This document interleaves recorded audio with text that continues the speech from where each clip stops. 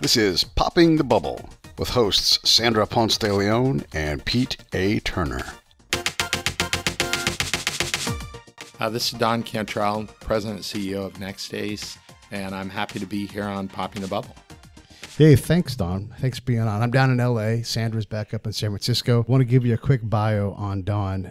Don has done a lot of things. You were formerly the president of West Tech. You were chief operating officer for Creator Check. You were also president and founder of Management Information Software, a provider of accounting software with more than, 10,000 plus customers. Fill in the holes. What else have we missed? What else have you done? And you're amazing. That's a lot of things already. You're always the boss. Yeah, but, when you go back to a career that started, really in the infancy of the microcomputer, there wasn't a lot of people around doing that stuff. So it was pretty easy to be the boss. Nobody even knew what you did.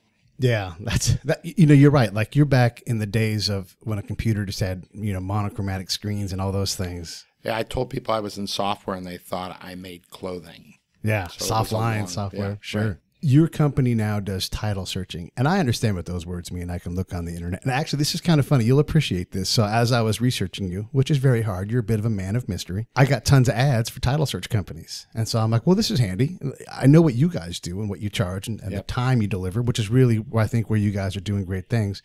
But the other companies will all come up and they'd say, hey, Pete, we'll do your title search for you, and we're slower and we're more expensive, i.e., not as good. I thought you'd appreciate that compliment, but I'm sure you probably already know that as well. Yeah, so we are in the title search business. I think that probably is a bit of an oversimplification, but if you think about when you buy or sell a house, a requirement to get a loan, which most people get a loan on a house, is you've got to have insurance. They call it title insurance, to make sure that you're actually getting a home or financing a home that, there's a known ownership history on. So they're not loaning money on something that there's outstanding liens or judgments or another mortgage or somebody else actually owns it. So you don't do anything with the liens or any of those things. You're just reporting what's been claimed on a property or whatever it is. Correct. And I know you guys do a lot of other things. Yeah. But do you want to get into that at all and kind of describe the whole kit and caboodle? Yeah. So it's actually my wife tells me all the time I overcomplicate it when I explain it. So I'll try and undercomplicate it. Nice. Thank you. Yeah. So basically, all of documents related to a property are recorded at a county recorder. So there is an official book of records. Historically, that's been a highly manual process, taken several days to complete, sometimes even weeks to complete, and many man hours. We took an approach that said, look, let's automate as much of that as possible, taking out the time for both time in calendar days and the time in man hours. And we've been very fortunate to be early in the industry before data was kind of more readily available. We figured that process out pretty well, where we take what used to take several hours and condense it down to 3 or 4 minutes now. Slow down right there. Don't let that hang for a second. Did you say several hours? And I guess that could mean days. I mean, you catch someone on a Friday afternoon, you're not getting your stuff until Tuesday then, right? Well, really, it's several days, because it's several hours broken up amongst maybe 4 or 5 people. Oh, so it's not one waiting time in between those guys. Sure. Yeah, so we really do take title companies historically have gotten that back to your lender, which you kind of need that to even get a loan. To even get an approval, you got to know the title's clear. So the quicker they get it back, the more comfortable the consumer feels when they're doing their deal. So we can literally cut that down to hours now. Wow. From the time you open a loan to the time you get an approval, from something that used to take days or weeks. So depending on the timing, it could be a same-day process? Absolutely. So you guys are really disrupting this market. I mean, that's one of the things we talk about on this show is the disruptors, the Ubers, the people that come in. Facebook now has Facebook Live, and Periscope's like, oh, crap. They have the audience, and now they have the same capability. You've, in effect, disrupted this title search market. Yeah, it's been kind of a long ride, because even you look at Uber, and Uber is much older than people think it is. Sure. Because it took many, many years to get legs. And we're 13 years old now. And I feel like really only over the last 2 years, we've started to really get legs, even though we've done 7.5 million properties now. So today, I think it's pretty fair to say that we process more property transactions than anybody in the country already, and we process about 22% of the nation's volume today. But the challenge, when you say disruptive, we were able to get the attention of the nation's largest title company pretty early on. And today, for them alone, we do over half of their production. So it's, once you get some girth and size to it, like Uber, you have the chance to really kind of exponentially make a difference. Yeah. So you're first mover in your space with this disruption, and now have you reached the tipping point then where this is just going to continue to accelerate? That's, I guess that's tough to say. Right. We sure feel like we're in a good position. Yeah, I imagine. And the numbers you're throwing out are so big, it's kind of cartoonish to say 22% of the national market. Give us some context on what does that mean in terms of volume of business? Yeah, so that's about 1.5 million transactions a year. Wow. Yeah, we do a deal maybe every 8 seconds. So while we're doing this, popping the bubble, we'll do hundreds of transactions. And when you think about the dollar value, maybe an average transaction is $300,000. Every 8 seconds, we're enabling $300,000 in commerce. You guys need one of those LED clocks with a gigantic number that just constantly spins money. We kind of have that on our homepage of our website. Really? Yeah, but it's savings. I think it's $300 million in savings for the industry now. Right. Yeah, because if you've got what you said about 4 people in the standard title search, and I know we're painting with a broad brush, but those people each, it takes time to get it from my desk to your desk. Oh, you know what? My kid's got an ear infection. I'll get to this tomorrow. All of that costs money and time. Right. And that's exponential, the savings that you guys are providing. Do you have room to improve what you're already doing even further? I mean, for hours to an hour kind of thing, is that possible? Yeah, absolutely. And I think some of your questions on the disruptive nature of the technology is really part of our challenge in getting acceptance. Yeah. Because the people that we're displacing, are not believers that it's possible. So they're throwing grenades at us, trying to blow up the myth, kind of taxi companies to Uber and local governments to Uber. Yeah. Even though I don't know about you, I travel a lot. I use Uber several times a week now. Sure. And it's, displaced rental car companies and taxi companies. We're not really displacing companies so much as we're displacing highly repetitive labor. Still requiring the highly skilled labor when a significant decision needs to be made. But when it's a repetitive process and we can use automation to streamline that, then we are displacing, those people.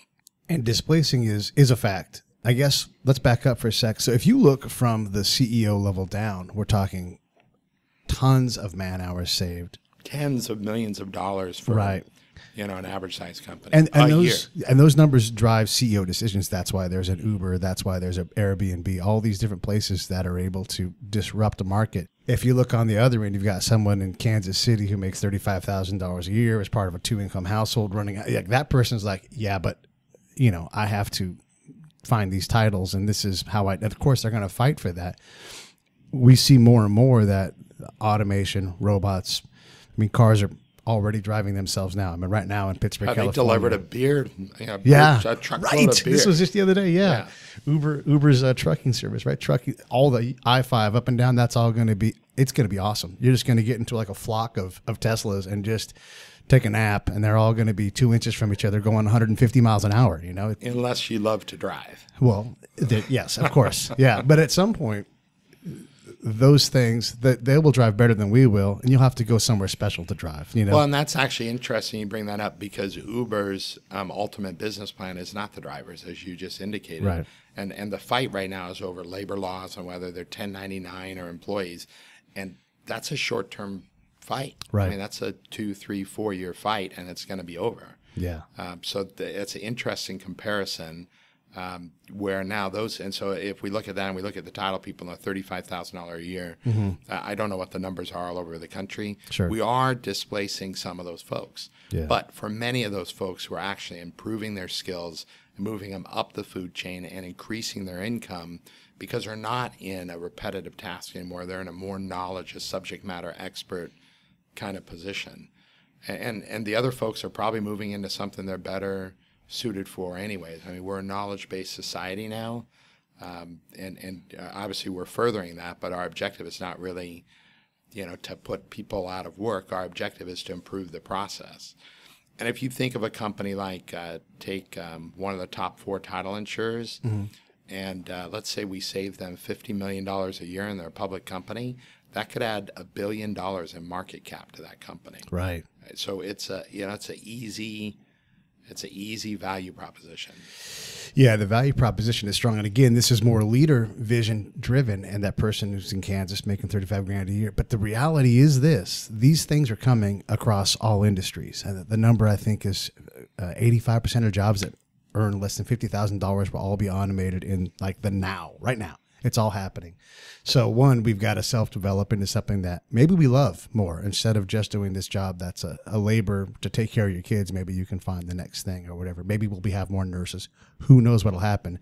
But these things, when they're going on, you have to have a revolution so you can have an evolution. So you just drop the R once everything's kind of chilled out. And it's like we've evolved to this point where this business is much more profitable now, yours and of course your customers, but also people hopefully will be able to also evolve themselves into something that a higher level position or whatever those things are. More creative, more, right, inspirational. Exactly. I agree with that. Yeah.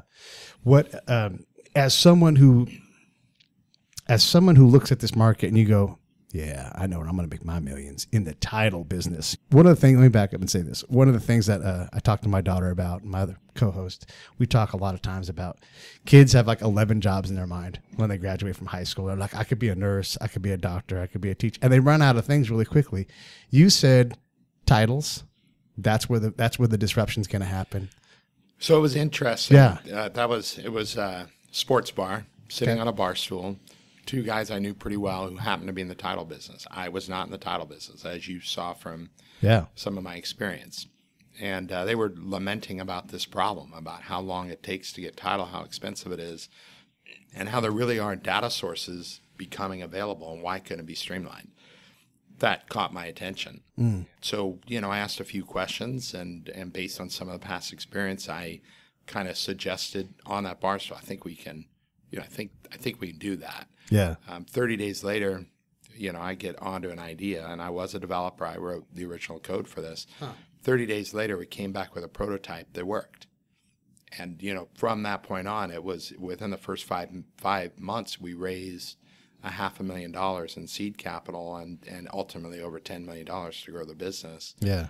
Because the idea had wings. So we weren't out searching for an idea. The idea kind of found us. Like all those great ideas, like Fred at a bar writing on a napkin, like this is how you move stuff, I wish I had the napkin stuff. Yeah. So it happened on a napkin as well, huh? We did. Wow. How great is that? The napkin story. Once again, that's fantastic. So, okay, you've got this business 13 years in. It's doing well. If you're not tipped, you're about to tip. You guys are really set. It doesn't mean that your mind's not always working on another problem. So what do you see out there that maybe you can't get to, but you're like, man, I would love to go and develop that? So you probably read the book Good to Great. Mm-hmm. And, I kind of subscribe to that philosophy, whereas we can't be everything to all people. Right. Focus on the things that you're really good at or even that you're really great at. And I think that the real estate market still has a lot of room for disruption. And I think as you look at, the absolute growth of available data, data is becoming ubiquitous. And how we interact with that data continues to change. So I think that the real estate, I think my next move is taking this to the next level. Mm-hmm. I think title searches will be done in seconds within the coming years. And you'll literally be able to drive past a property. GPS will pick you up, and you'll know everything about that property in seconds. And you'll be hitting data that, will be the national provider for that data. I was thinking the other day as I was driving around, and I looked at there's cameras everywhere and there's data everywhere. Everybody knows what I'm doing. And if they don't know, they can just look on social media. Pretty soon lying is going to be impossible. You're like, no, but here's the actual video of you saying this 10 minutes ago. You're like, golly, I got to tell the truth more often. I got to be less of a felon when I'm out. Not that I'm a felon, but, there's this kind of transparency can be intimidating to know that someone's always watching and listening. How do we control that? As data just becomes, if you can be more ubiquitous. I don't know what the next word. Well, I think you brought up your daughter, and so I look at my kids and their interaction with social media. I remember when I was younger, I would do things I hope nobody would find out about. Amen, brother. Right. And my kids are Snapchatting those same things. Yes. So back in the day, we all knew we did the things, but nobody talked about it. Mm-hmm. And today it's more accepted. I heard on a talk radio show yesterday that, back in the day, probably, my upbringing, we did something wrong. We were challenged to go get it right. Mm-hmm. And we worked until we solved the problem, whatever the problem was. And today, I think the new generation, because they're maybe so overexposed, their inclination is to own up to it and apologize. Mm. Because there's not any way to really make it right. Everybody knows what it was. Mm-hmm. So it just kind of changes that dynamic. I'm still not on, Find My Friends on my Apple phone because it freaks me out. But my whole family's on it, and, all their friends and friends of mine are on it with my family. Yeah. I'm not quite comfortable with it. But the new generation, it's all they know. Yeah, I have a question about that I want to get into, but I want to take a real quick tangent and talk about what I've noticed with the younger generation is their verbs are changing, where they say I feel, whereas we say I do. And I don't want to be like the old man that's like, back in my time. But there really is a different approach. And if we look just a little bit back in history, things like having a child out of wedlock, getting divorced, those things were unmentionable and a real scar on your social persona. And those things aren't like that now. And it could be that as we have more of this transparency, you just can only persecute for so many things. It's like, look, this person's... Or like foreclosure. Yeah. I mean, before 2007, foreclosure was a taboo word. There you go. And feeding right back into what we do every day, we identify, we give that transparency, that exposure to things that were harder to find. And I think we have Google, we have Facebook, we have Snapchat to thank for all of that, because the expectations now in our day. Mm-hmm. You could say it like this, back in my time. Yeah, I'm not sure I can do that.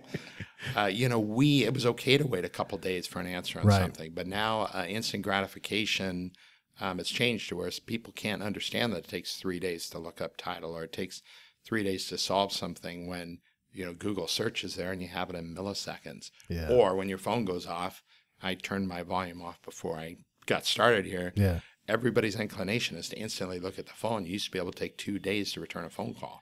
Yeah, right. Yeah, exactly. That is very, very true. I talk about, we had Andy Weedlin on an earlier episode, and he was the CRO. And didn't used to be a CRO, but now there's a chief revenue officer for BuzzFeed. And they went from, we're just getting started and disrupting this news market to, he was like, we brought in $100+ million this past year. Crazy. And we were talking about like the 8-second news cycle. It's not 24-hour news cycle anymore. It's every time you guys do a transaction, right? There's like, you need to have a new news story or republish something else or watch a new video or whatever it is. At some point, you can only, as a human, sort so much stuff. Right. So something is going to start sorting these things for us too. And your experience, my experience is going to be completely different than your experience as we sit in front of our phones and deal with that, I would imagine at some point. Yeah, but it's back to that data warehouse, the ubiquitous nature of data. So Google and Twitter and all these guys are trying to already do that for you. Yeah. Because they're recognizing your habits, they're recognizing your trends, and they're serving up information specifically related to that. And I think that even if you think about your HomeDepot.com shopping experience and Amazon, the technology is there, the server capacity is there, the cost of computing has come down so far that you take our technology is not glamorous. Millions of people don't know about us, even though we're involved in millions of transactions. But the same lift that you get out of a Home Depot experience or an Amazon experience, we get out of the title experience by recognizing prior events and prior trends and legacy data to more quickly produce super transparent results, giving people a value that used to take several days to get. Yeah, it's an incredible thing that you've discovered. I wanted to go back to the question I was holding before. So there is this ubiquitous data nature. Personal brands are a thing. There are celebrity CEOs. You've got this company, you're first mover in your part of the market with your disruption, but you are very hard to find on the internet. I'm assuming that's by design. Are you comfortable kind of give us your philosophy on why that is? Like, I can't find you on LinkedIn. I can't find you on Twitter. All these things where they're required, quote unquote required. I have to do it, right, to create this awareness. What's your philosophy about that? So I have arguments with my marketing people about this. many arguments over it. We're a think tank. I think at some point, if we were consumer-oriented, all of that would make sense. We're not consumer-oriented. We're kind of the Oz behind the curtain. And so at some point, that level of exposure creates distraction. We're here trying to improve things that people aren't thinking about, not really a consumer experience. I'm involved in a couple of other enterprises where social media is very important. I'm not the guy, I'm not the face guy, but there's definitely a social media presence and an e-commerce presence that uses virtual warehouses for fulfillment all over the country. So we think about that all the time. We think about all the reviews and the stars and all those pieces. I think it's just because we're kind of behind. Intel's not out really promoting the guy that's building the chip that's behind the supercomputer that's powering all this, and that's kind of the position we're in. Okay, but you still want millions of people to know your product exists. So how do you're more of a B2B product. I get that. That's fine. How do we let the other Bs know that you exist, though? I mean, if there's all these other competitors that you are flat killing, you are cutting heads every day, your clock in the back is just spinning faster and faster. How do we let the other companies know then if you're not going to be present in social media? Yeah, so I think that's a fair question. I mean, part of our objective has been to do this with a thinned down environment. So we don't have hundreds of people doing all these orders. And we're bigger than Ford, we're bigger than Chevy if you compare it in the, in their market space. Sure. We tried to do it in a real kind of thinned down environment. So we're not really in a position to even talk to people because we don't have the people to have those conversations. Mm-hmm. So when you think that the title insurance market is controlled by 4 players, have 92% of the market share. Wow. Yeah, so there are thousands of agents. There's tons of title agents and real estate agents and lenders.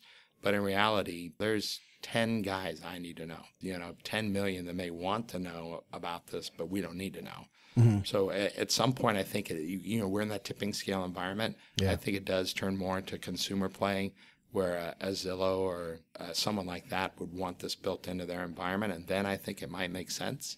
I'm not sure we've hit that point yet. Well, that's exciting. I mean, the growth part of it, the R part of the revolution, trying to find those things are and solving some of these problems. Yeah, that's good stuff. What do you guys do here in terms of giving back to the community? Because I know like in a lot of these disruption companies, you guys have a significant role doing that. What does your guys play there? Yeah, thanks for asking about that. Oh, you're welcome. Even since our first day, I don't know the numbers, we haven't tracked it, but we pick a charity almost every month for the last 13 years based on folks that are here working in the building, based on community need, based on natural disasters, whatever it is. And I'm super happy with the participation we get from the team here. So I can think of people who've had individual tragedies and the folks in the building here have come together to help them through. Mm-hmm. So it's a big part of our culture. Yeah, that's fantastic to hear. And it is one of the things where as you disrupt, you can slow down and say, as we're creating these challenges and we acknowledge that, we're also doing what we can to balance the scale even more so this way too. So that's fantastic. I love hearing those stories. What's next for you guys? I mean, I know we kind of asked like, what other markets would you like to disrupt? I don't know if you want to talk about verticals or horizontals or just getting further towards the tipping point, but what's next? Yeah, I think the next 18 months to 24 months is we want to, and I think we're on track to go to 50% market share in the U.S. You're at 22 right now. We're at 22. Well, it's a tipping point coming. The axe is swinging if you get to 50% in the next 2 years. Oh, my goodness. As we work towards that, then it becomes tougher for transactions not to run through the platform. Right. I mean, think of FICO, the FICO score 20 years ago. Sure. It was a pretty novel idea. Yeah. Today, you can't do a credit transaction without a FICO score. Yeah, you're right. You get to that point. Like, again, you tip, and then it's almost like, how can I spend $85 for this title search and get the thing next week when my competitor already has it because they did it in 8 minutes or whatever it is. Like, or seconds. Instead of $85, $10. Right. Yeah, that's impressive. So, okay, so we're going to get to the point where you guys are going to get to 50% market share. Let's pin this down. When we get to 50% market share, we do that in 18 months. That's pretty significant. What kind of party are you going to throw? And I'm coming. Yeah. Well, we already have a pretty good goal. I think we'll probably get there by June of next year. I won't tell you the goal, but we are taking the whole group to Cabo and That's you know, all kind so of we're already setting our sights on that. That's a commitment I've got. Yeah. And we've been goal oriented like that. We've done many trips as a company, Right. Vegas and cruise, and you know, as we hit our milestones, we try and celebrate together. One of my favorite things about Cabo is you go to the office. Have you ever been to that restaurant? I was there last weekend. And if you give the guy $5 extra, right, it's really nothing. He will take your table, pick it up, and put it closer to the ocean. And I'm like, I always have $5 for that. You know, you get there right at sunset. You always have $5 for that. Yeah, yeah. And I love it. Like, there goes my table. Yep, it's going right on the beach. Yes, I love that. And then to keep bringing Coronas. I don't care if I'm not drinking them. Just every 2 minutes, bring me a Corona and just be opulent and luxurious. I love that. Make it commercial. Yeah, exactly. I should go down there and do that for him. Well, okay. What else do you want to talk about before we wrap things up? What else is on your mind? What are you thinking about? One of my objectives in being involved with NextAce and getting NextAce kind of to the state it's at is also growing the people that are involved here. So you look around, there's quite a number of folks that have been with us almost the whole ride, and quite a number of new folks. But I can look around the company and know that the personal changes people have made, the financial growth they've had, and the professional growth they've had. And I think putting together a team where you can make a difference in their lives while making a difference in the world is a pretty special thing. Yeah, you're making me a little bit emotional. I'm not quite gonna cry, but I'm gonna have to make sure my eyes don't leak a little bit. That's beautiful. I do. I really love this. CEOs get such a bad rap in general. It's like you guys are, it's like lawyers, like all lawyers are bad. And that's not true. And not all CEOs are these monsters. That I have my bad days. I'm sure you are a tyrant when you need to be, and sometimes when you don't need to be. That we would all do that. But here you are talking about the beauty of growing a company, and it's not just you; it's the people that are around you. You guys are doing your best to give back to the community, and we have to celebrate more of that because there's a whole lot of people trying their best to do the right thing, and maybe you screw up doing the right thing, but at least you're leaning in the right direction and putting work in where it needs to be. Not that you're screwing up, but just in general. Like I might have the best intention to do things, and botch it, but at least I'm putting my heart into it and that kind of thing. And I can always appreciate that. If we want to learn more about the NextAce story, where do we go? What do we look at? How do we find out more about you guys? Well, we do have a Facebook page, and we have, of course, the website, but that's probably the best place to go, nextace.com. Nextace.com. Cool. Well, thank you very much for being on Pop in the Bubble. I really appreciate your time. Thanks, Tom. Yeah, thanks so much.